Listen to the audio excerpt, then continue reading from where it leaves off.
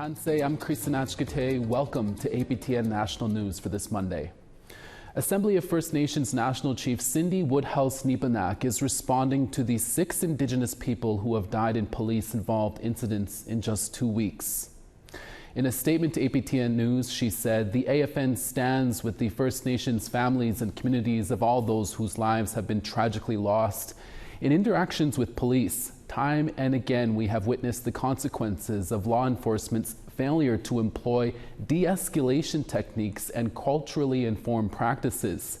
These most recent deaths continue to demonstrate the systemic issues nationwide, and we demand police accountability and a thorough independent investigation of each and every incident."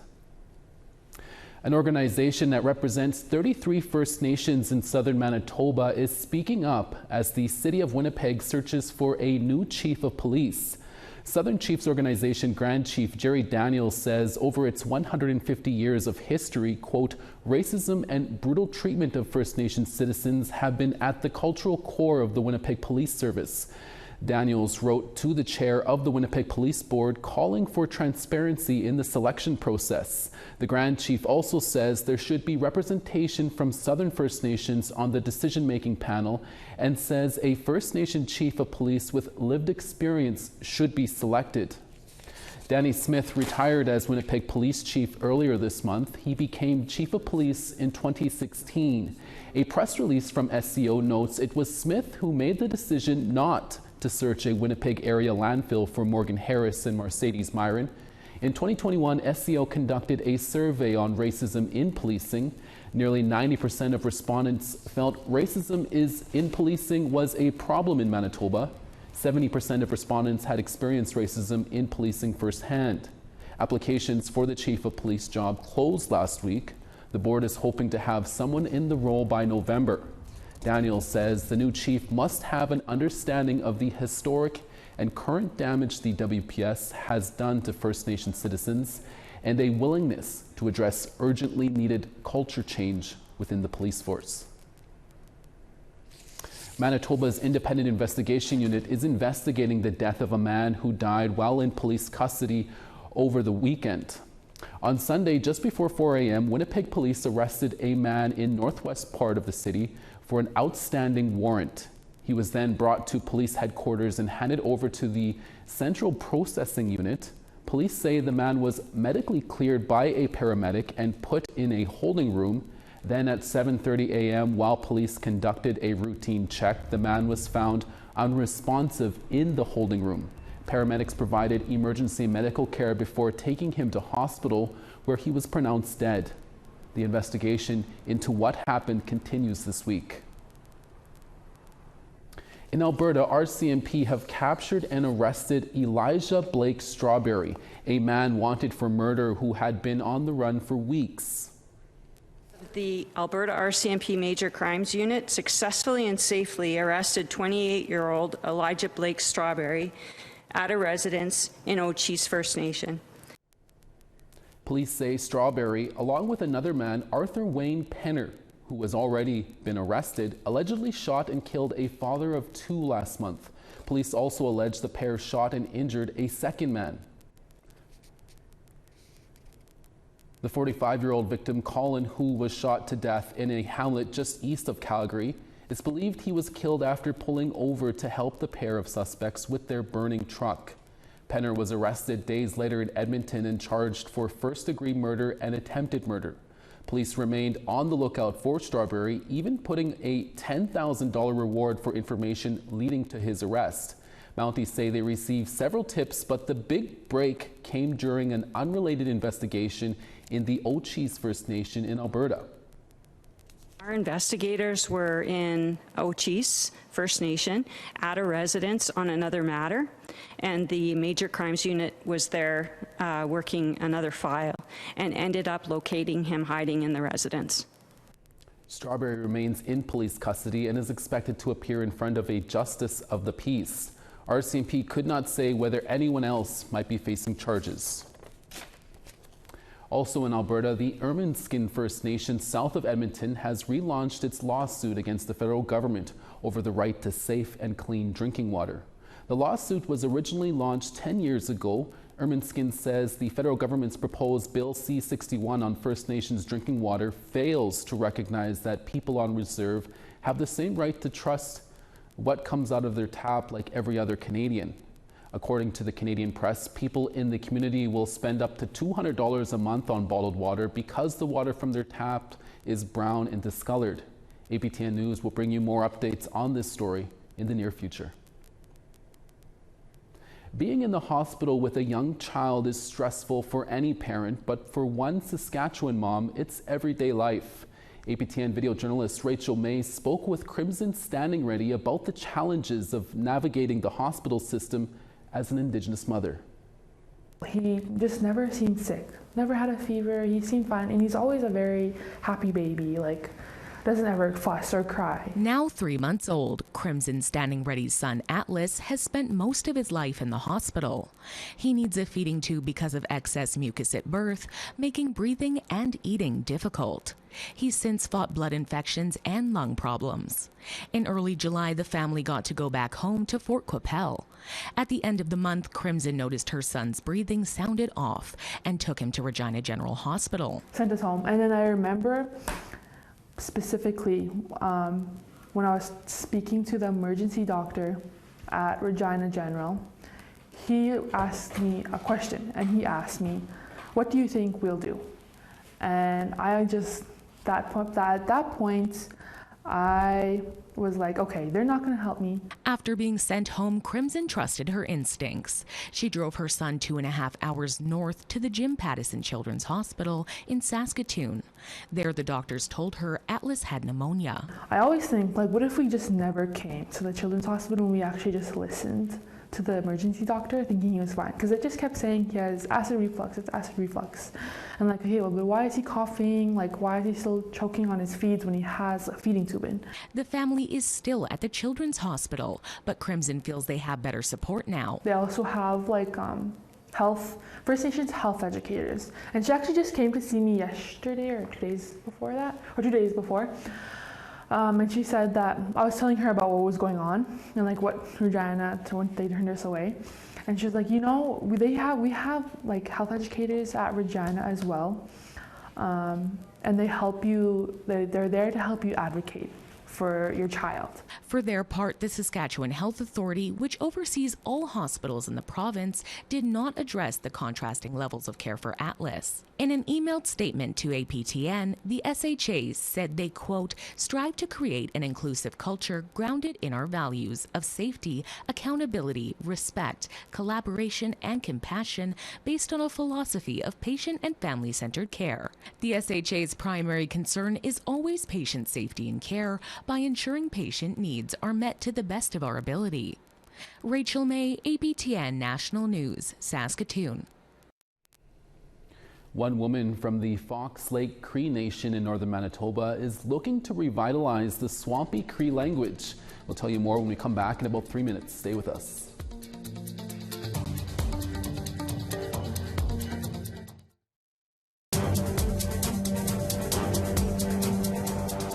Welcome back. A woman from Fox Lake Cree Nation in northern Manitoba just launched a resource book for Swampy Cree immersion learning in the classroom. She got the idea and the help from a well-known Anishinaabe speaker that also teaches at the University of Manitoba.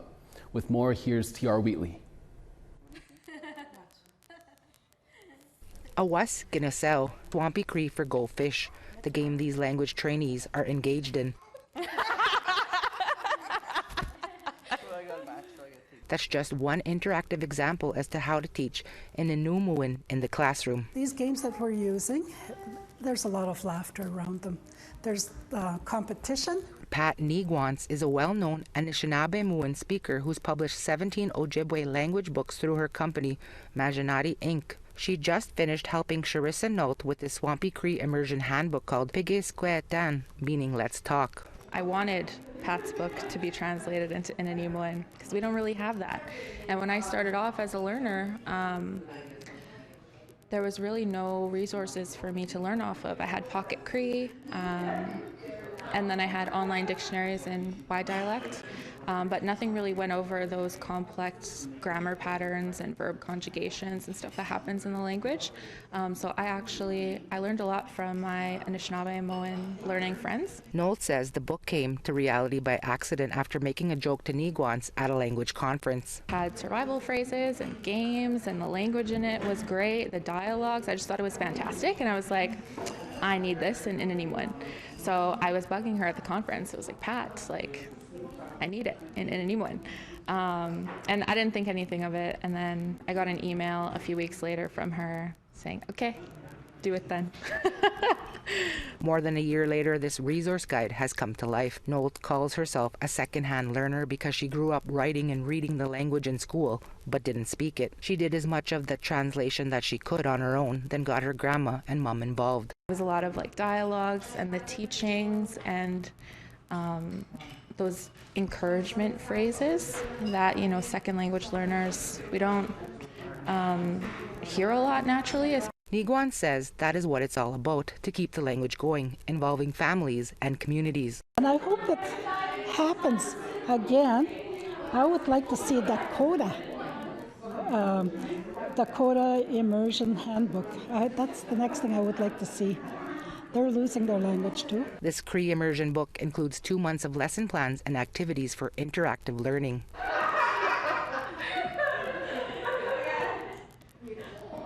Like this game of baseball that even I take a swing at. Nearly miss. And recover to take first base. But more importantly, learn in Ininimuin. T.R. Wheatley, APTN National News, Winnipeg. From health cards to haircuts, the Gizwatn Service Expo is bringing dozens of services to Winnipeggers in need all in one place. Here's reporter Sierra Bettens with that story. We have people that are supporting us with mental health, housing. Manitoba Public Insurance is here doing photo identification for folks. Mental health supports. We have bike mechanics. We have hot dogs for 1,000 people. It's the 3rd edition of the Gizwatn Service Expo, organized by End Homelessness Winnipeg. The annual event brings over 70 service providers together under one roof. We want to make life easier for the people that are out there seeking resources, and bringing resources in a centralized place so that they don't have to navigate the streets of Winnipeg or downtown Winnipeg. They can come to one place. Finding a safe space to stay is just one barrier people experiencing homelessness face. It can be needing an eye exam. On the 2nd floor, optometrists are offering free vision tests and glasses. We know that vision affects learning, development, job opportunities. It really can be a barrier that can prohibit or sort of inhibit someone from being able to, get to that next level of success. It can be obtaining ID, getting a fresh cut, or leaving a message to book an appointment. A service Connect to Voicemail provides for free. What we provide is a phone number with a unique extension for each person that they can use as their phone number. They can give it to their employers, their landlords, their doctors, whoever. 68.2% of people surveyed for End Homelessness Winnipeg's 2022 street census were Indigenous, a stat that jumps to nearly 9 in 10 of those who sleep unsheltered or outdoors. The Dinawamak, our relative's place, where the expo is hosted, is an Indigenous-led 24/7 shelter. Executive Director Frank Parks says there is a consistent demand for space. We hit capacity every day of 200 folks. So that's so essentially, we're trying to respond to the needs as we see them. So, and we continue to grow and evolve as our homeless community evolves in the city. For End Homelessness Winnipeg CEO Jason Whitford, that means meeting the community's diverse needs. It's connecting to the right resources where they have expertise of working with the population that you might be most comfortable with. Sort of a person that might be identify as two-spirited, that might identify with a resource that specializes in supports for people that have faced barriers in that area. While the Expo runs once a year, the 211 phone line is available 24/7. Managed by United Way Winnipeg, it connects callers to a variety of services across the city. So you call us and your cookum needs help finding medical attention or services, you can call 211 and we'll find those resources within the area. Also too, with you see somebody on the street having a hard time, call 211.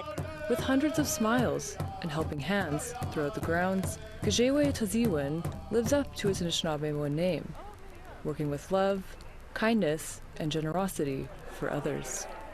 Sierra Bettens, APTN National News, Winnipeg. We now want to tell you about this week's web poll question. This week we asked, do you know how the federal carbon tax works? Answers are yes, no, unsure, and what's that? Have your say at www.aptnnews.ca to have your say. A BC First Nation is standing up against a proposed ski resort to protect an endangered owl species home. That story when we come back in less than 3 minutes. Stay with us.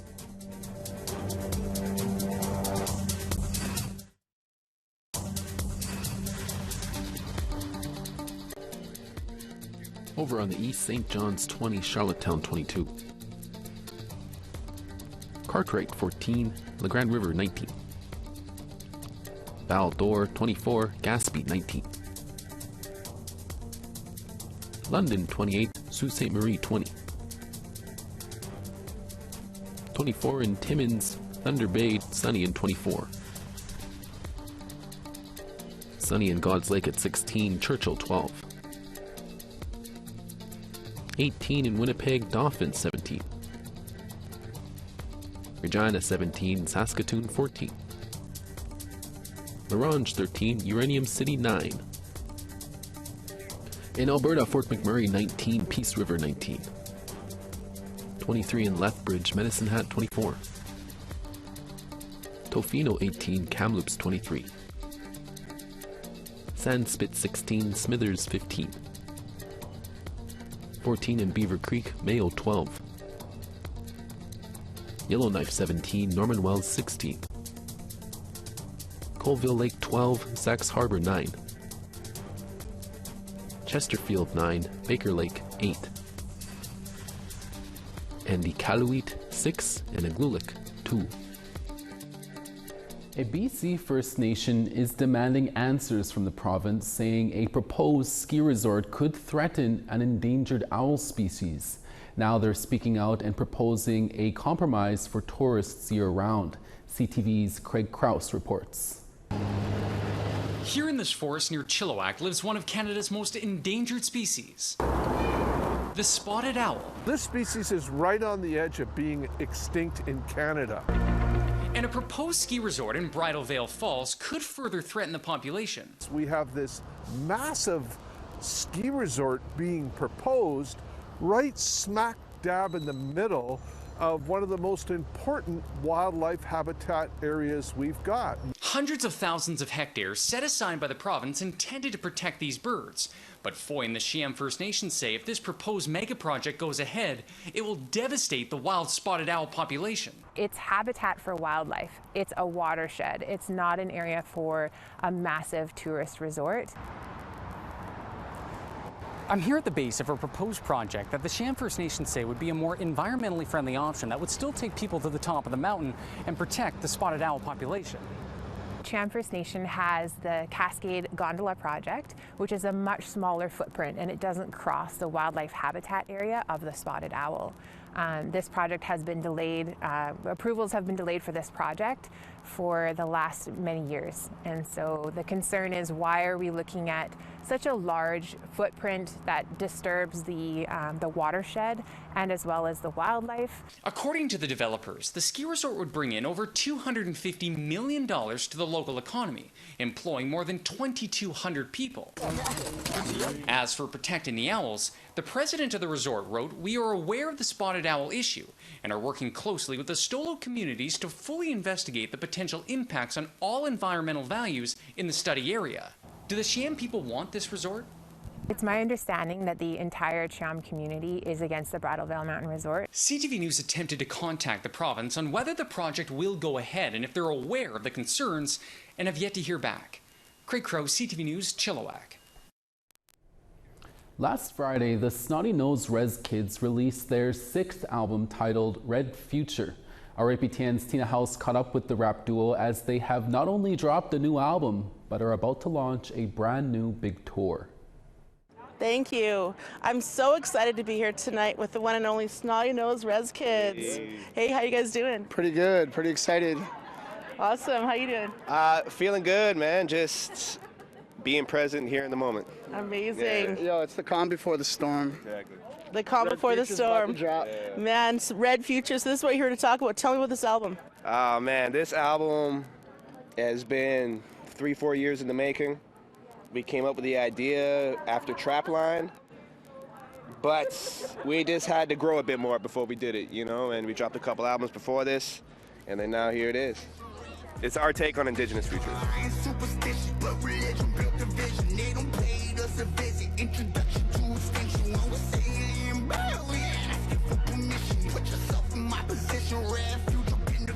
I love it. And you guys are now global superstars. I mean, everybody knows who you are, and they're about to know who you are once you launch this tour here. Tell me more about that. The tour starts, I think we're kicking it off at the Malcolm Bowl here in Vancouver. This is home for us, the home of the Coast Salish people, and we've been out here for about 10 years. Yeah, so this will be our biggest show here in Vancouver, and that's on September 21st, and it goes until our last date in Toronto. In Toronto, it's like December 6th. December 6th? December 6th in Toronto at the Opera House, We'll be on the road like all of fall and cutting into winter. Amazing, amazing. Yeah. When you guys sat down and envisioned your future, did you ever imagine you'd be signed by Sony? Here you are about to launch this tour and about to kick butt everywhere you go. Oh, absolutely. We felt like we did all that we could independently, and we felt that to get to the level that we want to get to, we were going to need some label help, and you know, Sony was just the perfect fit.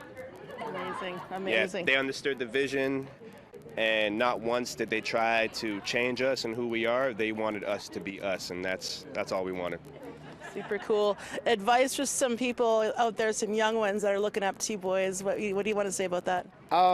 It depends on what you're doing, but I think one piece of advice that I can always say is stay true to yourself. You know, don't let any outside influence like tell you what you should be or who you should be or how you should walk, how you should dress, how you should talk, none of that. Like for me, I've always been able to express myself in a way like this, and it didn't matter what anybody said. I stayed true to myself. I knew my vision was pure, and all I could say to any Indigenous youth coming up after us or behind us, just stay true to you.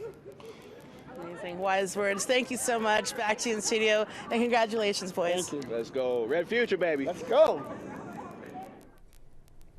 And we wish Quentin and Darren all the best on their Red Future tour.